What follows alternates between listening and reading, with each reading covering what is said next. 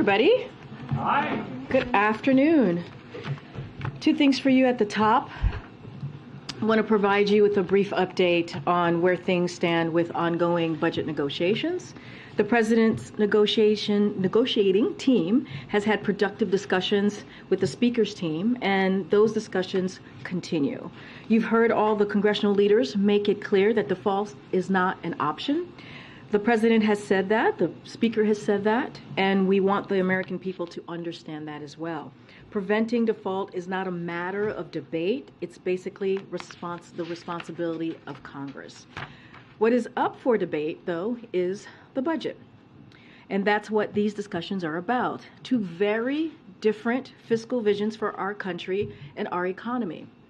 The President's plan invests in America and grows the economy from the bottom up and the middle out. And it does that while reducing the deficit by nearly $3 trillion over 10 years by asking the wealthy and corporations to pay their fair share, and by slashing wasteful spending on special interest. House Republicans proposed and passed a very, very different plan. They want to slash programs millions of hardworking Americans count on, while also protecting tax breaks skewed to the wealthy and corporations that will add $3.5 trillion to the debt. That's where these negotiations began. So look, the President and his negotiating team are going to continue to fight for the President's vision and for his priorities, and they're going to do that in good faith. At the end of the day, everyone understands that the only way to move forward here is with a bipartisan, reasonable agreement on the budget that can win support from both sides, from both Democrats and Republicans in the House and in the Senate. So there's no alternative to this. This is the path that we need to take, and that's what we're focused on to make sure that we're getting things done for the American people. So before I go into questions, I just want to say a couple of words about George Floyd.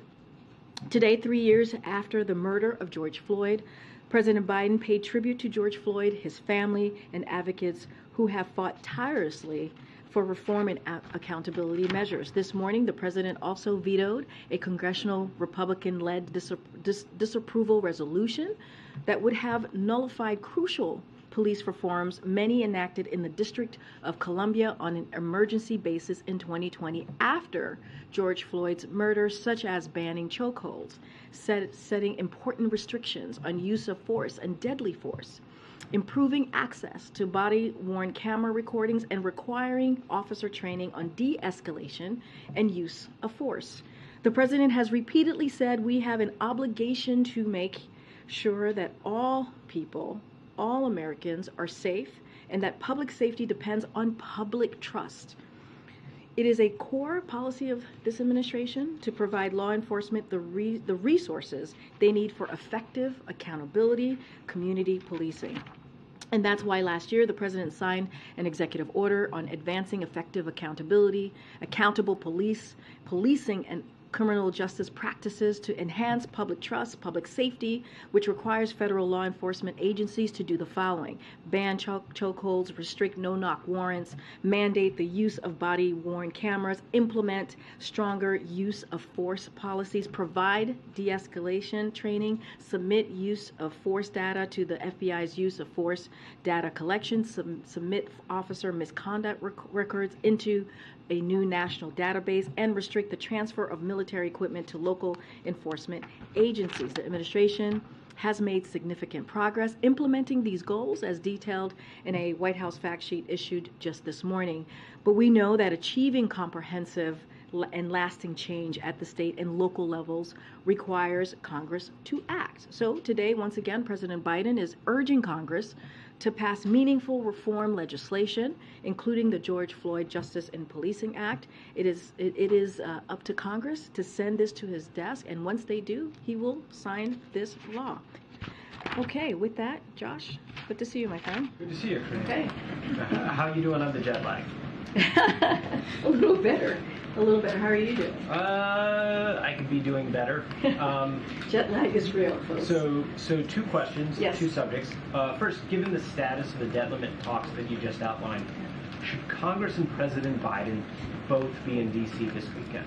Look, and I got this question. I can only speak for the president. I can't speak for the speaker and how he chooses to move forward with Congress. What I can say is that the president could deal with this issue anywhere he is, and so I'll just leave it as that. Secondly, the Supreme Court said in a ruling today that wetlands can only be regulated under the Clean Water Act if they have a, quote, continuous surface connection to a larger regulated body's water. Does the White House agree with this view? So a couple of things. I know that this decision was clearly made, as you just laid out today. So look, the way that we see it, it aims to, the court's decision today aims to take our country backwards. It will jeopardize the sources of clean drinking water for farmers, businesses, and millions of Americans.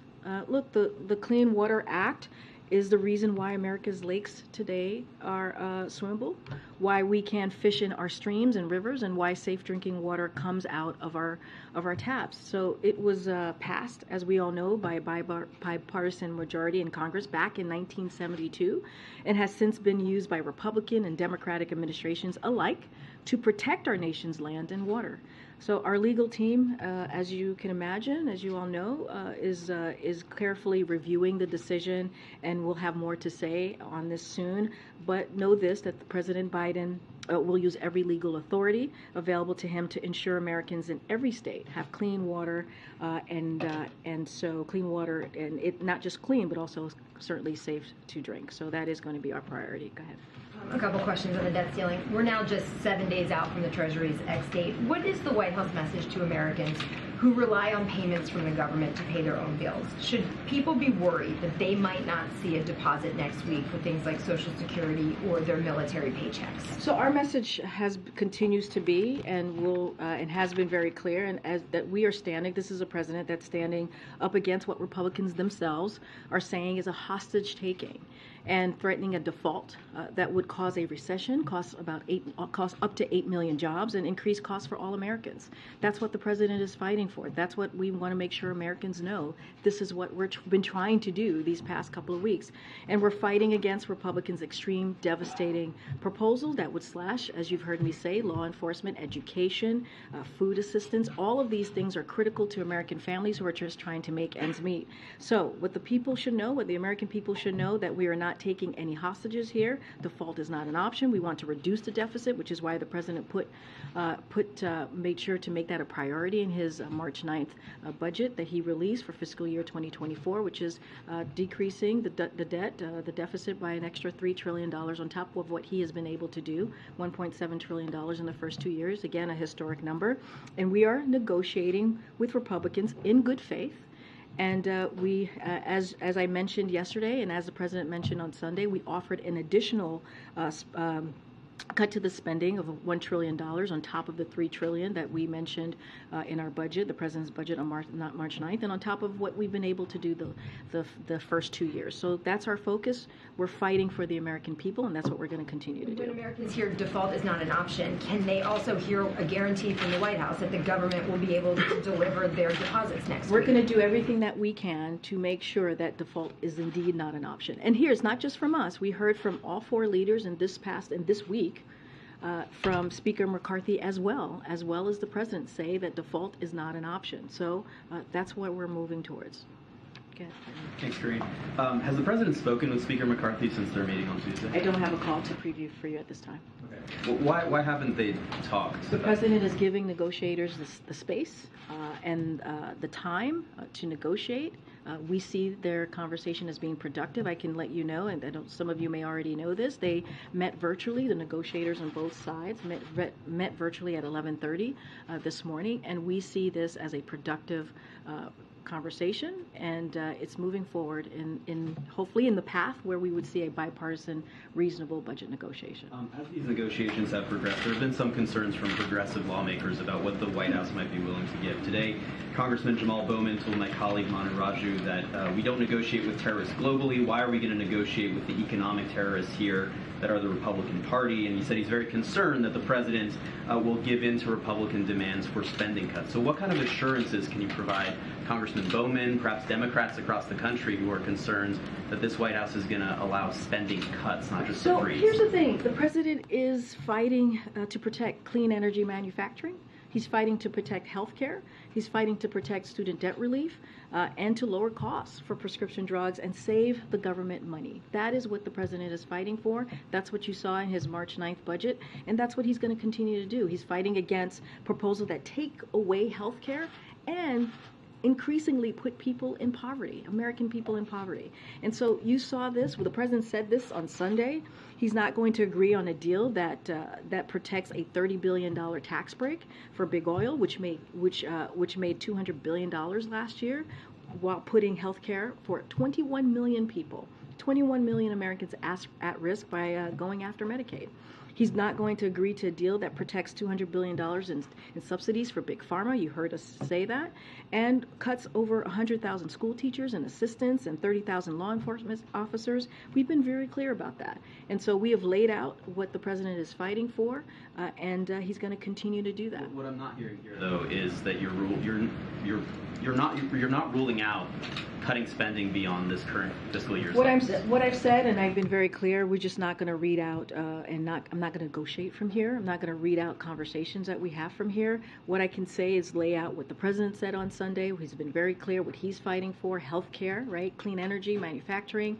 He's fighting for to make sure that a student debt relief exists. All of those things are really key to what the president is fighting for. He is not for taking away people's health care. We're talking about 21 million people. He's not for that. And pushing people into poverty? No, he's not for that either. So I'm not going to get into specifics of the negotiation, but that's what the president has been very clear on. Is the president confident that he can deliver the necessary Democratic votes on any deal that he agrees to with Speaker McCarthy? So look, a little bit about that. Look, I'm not going to get to speak to exact number, right? That's not something I'm going to do from here, but the president and the speaker have said the only way forward is to have a bipartisan, reasonable budget agreement that's going to need both Democrats and Republicans in the House and in the Senate. And if you look at votes during the Trump administration, 70 to 200 House Democrats voted to prevent default. Each time it came up during Donald Trump's tenure as president. And of course, the Senate requires 60 votes, as we all know, which will be necessary, which will of course mean that you need a bipartisan vote in the Senate. So we know this vote will require, again, Democrats and Republican votes, which means that when you negotiate, when these negotiations happen, both sides have to understand that neither side is going to get everything that they want. And so that's what we're working towards. That's what you've been seeing from the negotiation team. Okay, Joey, and then I'll come back down. Karine, Treasury Secretary Janet Yellen yesterday said she would be soon providing a more precise X date for default. Has the White House gotten any indication from Treasury of what that date could be? No, we have not. That's something for that's something for the Treasury Department too. Is the White House operating under the assumption that a deal needs to be approved by June 1st? Or? What I can really say about that is I can refer you to Secretary Yellen, who has said that it would be as early as June 1st. And today said, and then recently said, it would almost certain be June 1st. I could just only refer you to what she has said previously. Most recently, I think earlier this week, she has been pretty much communicating with all of you of what the X date is to the American people, and that's all I can really share with you. The deal needs to be approved by June 1st. Do you well, think? She has said the likely X date is June 1st, and so we are trying to make sure that we get the budget negotiation done as soon as possible so that we can make sure that we avoid default. Again, but default is not negotiable. It should be done without conditions. But of course, we are working towards this budget negotiation. Okay. Thanks, Karine. Rep. Kevin Hern, who leads the largest Republican caucus, told Reuters earlier today that he believed a deal to raise the debt ceiling was likely by Friday afternoon. Can you comment on? I don't have a timeline for you. We want this to be done as soon as possible. That's why the negotiators have been working around the clock, 24 hours practically, to get this done. I just mentioned they met at 11:30 virtually, and of course this is a priority, and we certainly see the urgency of getting this done as soon as possible. But as it relates to the debt limit, this can be done, as Shalonda Young said at this podium, the OMB director. She said you can write this up in 5 minutes and get this done. You can write the piece of legislation in minutes and get that done and make sure that the Congress does its constitutional duty. It's not a hard thing to do. Can you at least give us a sense of whether negotiators are getting close? I know they met this Well, morning. I said it's been productive, so clearly that means there continues to be a path forward. I'm not going to get ahead of this. I'm not going to get ahead of the negotiation process. But as I've said many times, they are productive. They continue to talk. Negotiation, you need to have a conversation, and that's continuing. And I think that's an important step forward that we're seeing. We have reporting showing that both sides are edging close to a deal, with parties just $70 billion in Florida discretionary spending. I'm not going to get into details from here. And I have a quick one on Russia. Russia's moved ahead on Thursday with a plan to deploy tactical nuclear weapons in Belarus. This is the first such deployment since 1991. Does the White House have a comment on that? So look, we've seen the report of Russia-Belarus arrangement, and we'll continue to monitor certainly the implications here. We have not seen any reason to adjust our own nuclear posture. You've heard us say that before, nor any indications Russia is preparing to use nuclear weapons for Belarus. Speaking to that particular issue, this is yet another example of making irresponsible and provocative choices. So we remain committed to collective defense of the NATO alliance, and I'll just leave it there. Thank you, Karine. When you say that default is not an option, is that equal to guaranteeing that there will be a deal? Or is there a viable plan B? So what I can say is this is the only option that we have, is for Congress to do its job, for Congress to deal with the debt limit. That's the only option in front of us. That is the best option for the American people. That's the best way to make sure that our economy doesn't get turned on its head, that we don't get a situation where we potentially lose up to 8 million jobs or devastate retirement accounts. That is not an option. So we're being consistent here. We've been saying that they need to do their job. It is their constitutional duty. It's been done 78 times since 1960. That's what we're saying. As it relates to the budget negotiation, those are continuing. We want to make sure that gets done as soon as possible as well. It is important for the American people to see what we value and what we see in a bipartisan way that we're going to present to the American people, clearly also to Congress, so that it can get both Democrat and Republican votes. So if there is not a deal, there is no plan B? What I can say is the only option right now is for Congress to do their jobs without conditions. That is the way that we need to move forward as it relates to the debt limit. And one more on something the president said during his news conference. He suggested that MAGA Republicans may use default for political gain. Does he include Kevin McCarthy in that? So look, we are working in good faith with Kevin McCarthy right now and with his team.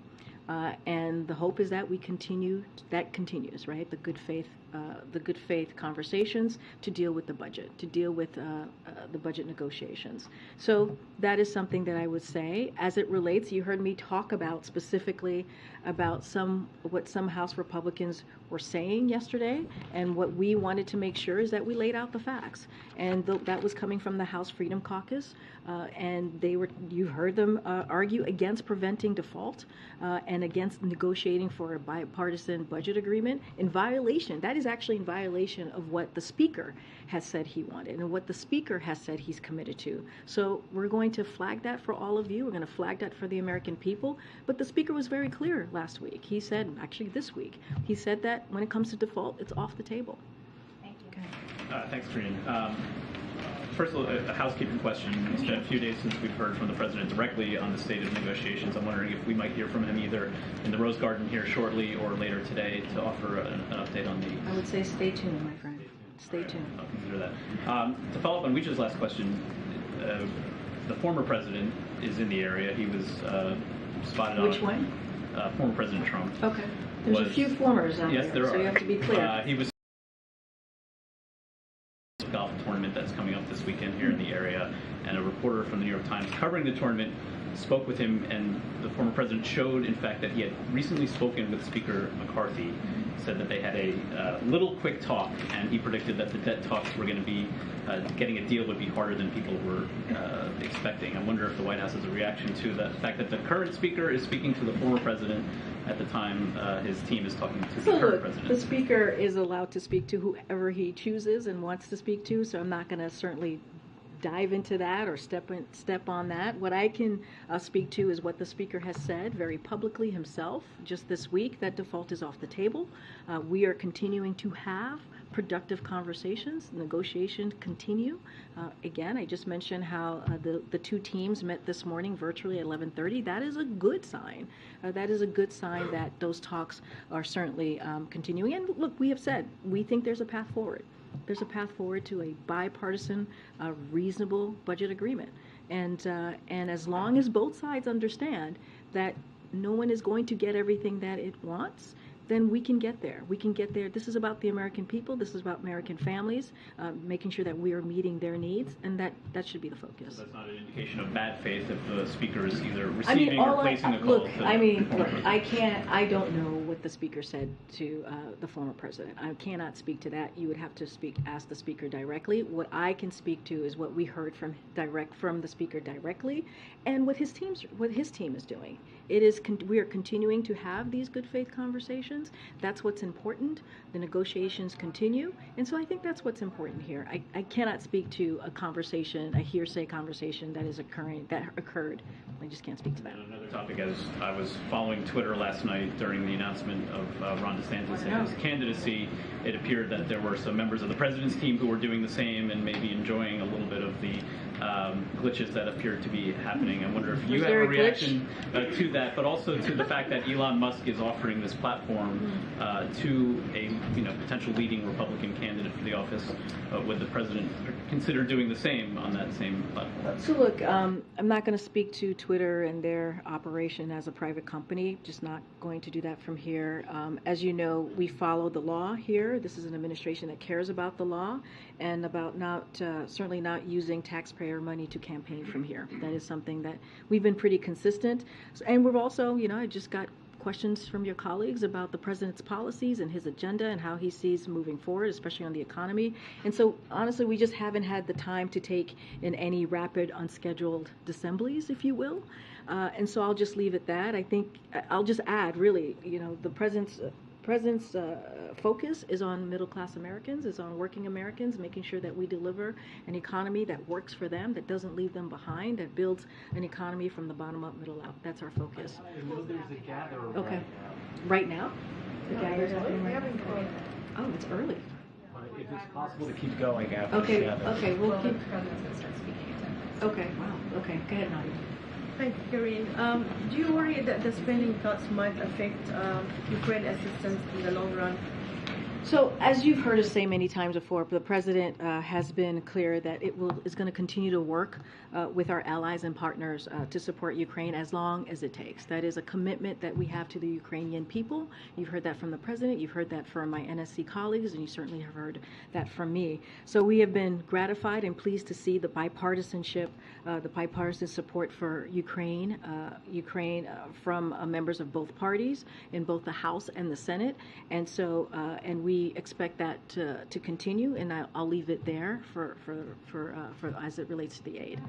Sure. On Russia, the Wagner group said after the cleared Bakhmut that basically inviting the Russian army to take over, and they say if they don't, then we are bigger than the Russian army. I know that the White House declared them a terrorist and a criminal group, but is there anything more that you can do to curtail their influence? So, look, I'm going to leave it to others to analyze Mr. Prigozhin's colorful statements that he made yesterday. So I'll leave it to others. Certainly not going to step into that. But I'll just say this, that when it comes to the United States and our commitment to holding those responsible for perpetrating Russia's war against Ukraine to account, that's what we're going to do. We've been very clear about that as well. That includes the Wagner Group. against which we have taken specific actions, including through sanctions and by designating them as a transnational criminal organization as a result of their destabilizing action and criminal activity and human rights abuses in Ukraine. And other actions have frozen the Wagner Group's assets in the U.S. and prohibited Americans from providing food and funds, goods and services to the group. So we'll continue to take action and to hold them into account, and that has been our commitment for the past several months. Okay. One time do they need to gather? Right now. You can stick around. Okay. Just 6 more. Okay. Why don't does the pool gather, and I'll take a couple more. Go ahead, Garrett. Thanks, Karine. Yeah. Okay. All of us are. Okay. Well, we'll do the best that we can. Go ahead, Garrett. Thanks, Karine. On General Brown's appointment as chairman of the Joint Chiefs, obviously, if he's confirmed, he would become only the second African American to serve in this role, and he would also make history with Secretary Austin as for the first time in history, the first top 2 Pentagon positions being occupied by African Americans.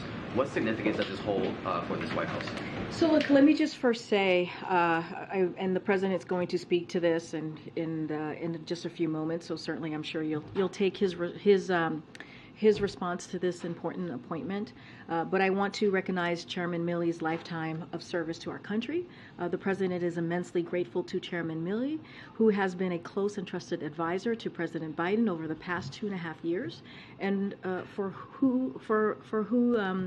how he has worked with Secretary Austin to help our military address significant challenges, respond to new threats, and end America's longest war, and strengthen alliances and partnerships around the world. And General Brown, the President, knows that he will benefit from a leader with a wealth of military experience shaped in both peacetime and war, just like he has from Chairman Milley, as well as someone who understands the strategic challenges that lies ahead, that the U.S. faces around the world, but who also will ably represent the men and women of our armed forces as well as their families. And so, look, he is immensely talented. It has been amazing to watch this process. He's clearly going to make history. He's already made history as our nation's first black service chief, and he has been an important voice helping make our armed forces more inclusive, including through the video he recorded 3 years ago, just after the murder of George Floyd, that went viral and struck a chord with Americans across the country. So clearly, this is important. The president is proud to nominate him. I'm going to let the president speak more about the importance of his historical choice.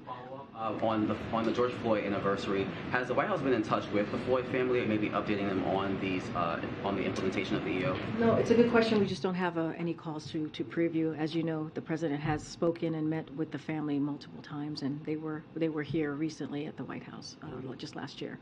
Go ahead, Ed. Yeah, thanks, Karine. So Fitch, a credit rating agency, has already put the U.S. in a credit negative watch. That's one domino that needs to fall before a downgrade. The president's going to Camp David this weekend, going to Delaware. Can you describe the sense of urgency that the president feels to get a deal done? There's always been urgency. We have called this out over and over again, how urgent it is to get this done. It is just one more piece of evidence, if you will. So we've been laying out, again, for months and months, how catastrophic this could be if Congress didn't do its job and deal with the debt limit, as it's constitutional for them to be doing. That includes impacts to the credit rating of the United States, a reflection of our full faith in credit. And also, this underscores the need for swift bipartisan action by Congress to prevent default. This has to be done in a bipartisan way. This has been done 78 times since 1960. We have been calling out the urgency of getting the debt limit done, for Congress to get the debt limit done for weeks now, for months. And so this is just another piece of evidence that default should not be an option. It is not an option. All the leaders who have met, the congressional leaders who have met with the president, has said default is off the table. So even if a deal is done today, the process could still take us into the middle of June to get it to the president's desk and to sign it. So is there a message then to companies, people about that. That could be past the X date. So look, as I've said, what our message to from the president to the American people is that we are fighting. We are fighting to make sure that we protect American families.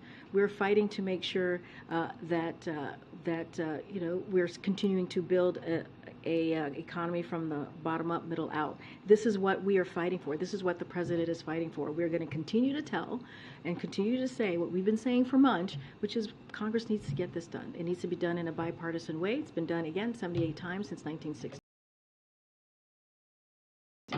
Clearly, constitutional duty that Congress needs to act on. Can guarantee that any deal will be fast-tracked? We've already said how urgent this is. We've been very clear about how urgent it is to deal with the debt limit. Again, this is another piece of evidence that we are seeing and that lays that out. That lays out that default is not an option. Thanks, Karine. All right, thank you. Thanks, guys.